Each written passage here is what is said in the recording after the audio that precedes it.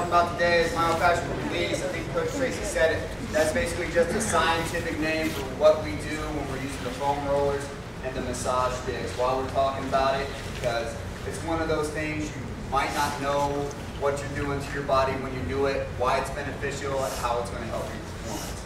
So the first thing we'll do, just looking at the name myofascial, myo dealing with our muscle, fascial dealing with your fascia. You might not know what a fascia is, so we'll go over two key points you need to understand. First one on the sheet is fascia. Fascia is just a specialized connective tissue that is extends from the top of your head all the way down to the tips of your toes.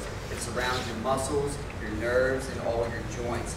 There's 3 layers of it, and it provides support and it's a protective mechanism for your body. So basically what you want to think about when you think about your fascia is that when you go to the store and you buy one of those pre-made sandwiches and it has a plastic wrap around it that holds everything together, the bread, the meat, lettuce, tomato, that plastic wrap is your fascia, holding everything together, making it one unit. Does that make sense? Next thing we need to understand is trigger points.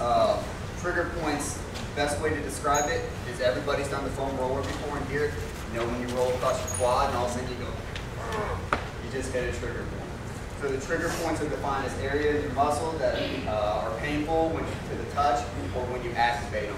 And they're characterized as a taut, knotted band. So it's a tight band with a knot. Makes sense? Basically what those trigger points do is they compromise the tissue of your fascia, your muscle structure, where they're located.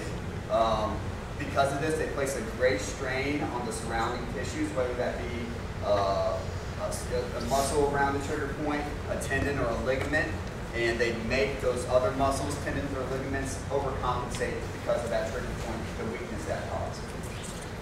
The result of this can be altered in a restricted movement about a joint, which causes premature fatigue, inefficient motor skills, ultimately leading to chronic pain or severe injury.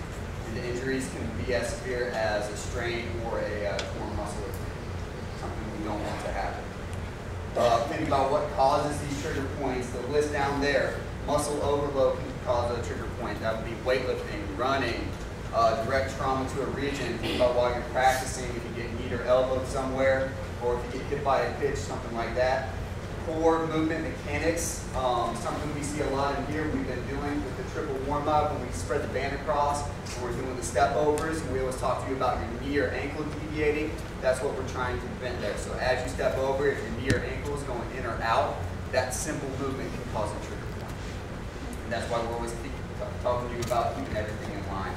Overtraining or not letting yourself get enough rest can activate trigger points. So if you're not getting enough sleep, getting in the cold tank, doing what you need to do to recover, and then also going along with that, poor nutrition practices can throw off, your homeostatic imbalances in your body.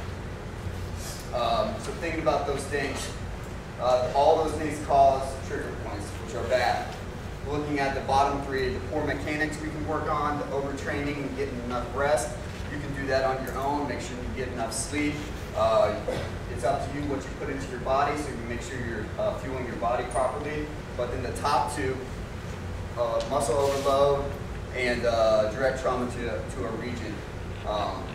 Just because weightlifting or running might cause a trigger point doesn't mean we don't weightlift. It means when we come in here, you need to be focused, do what you need to do with the foam rollers or the massage sticks.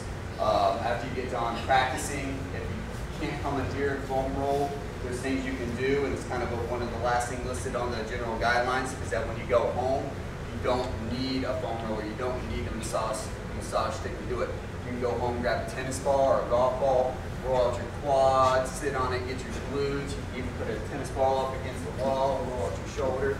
So there's a lot of different things, or a lot of different movements you can use for the myofascial release. The main benefit is that we are reducing injuries. That those trigger points that are caused by us working out, by all the other factors, that when we roll out, when we use the massage sticks, we're reducing those trigger points, and then we're reducing our risk of injury. Another key thing is that we reduce the accumulation of scar tissue, and it also helps to break down scar tissue that might have already accumulated in our body. Does that make sense? Looking over the general guidelines, we should know this, but just to reiterate it, as you're rolling out, you don't want to take that foam roller or that massage stick and go back and forth across the muscle as fast as you can. You want to move in a nice, controlled fashion. And when you do feel that trigger point, that pain sensation, you want to go nice and slow across it. And if it's something that's a problem area, sometimes you even want to stop and hold that position and let that foam roller or stick dig into that trigger point and hold that for a couple of seconds. Generally speaking, we want to use the foam roller. It has a larger surface area for our larger muscle groups, so our low back, our back, hamstring, and our quads.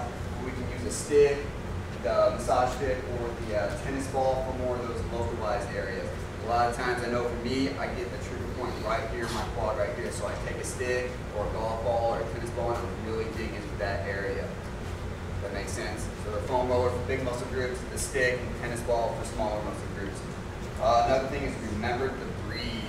I know when you roll across the trigger point, you want to tense up, you kind of hold your breath, just try to relax, breathe nice and slow. That will help reduce any pain reflex that you might get from the discomfort. If anybody have any questions on myofascial release, I know it's one of those things that we might not understand it, and when you don't understand why you're doing it, you might not see the benefits right away, but it's something that will help your body reduce the risk of injury. And it's something that your body adapts to as well. So I know when you come in, if you're a freshman or if you're just starting an off-season program here, you come in week one, you roll out, there's a lot of trigger points and you're going through a lot of discomfort. As the weeks go on, it should get easier and easier, but it's not something you're going to see the benefits of right away. Any questions? All right, guys. If you don't have any questions, those of you who are done with your lift,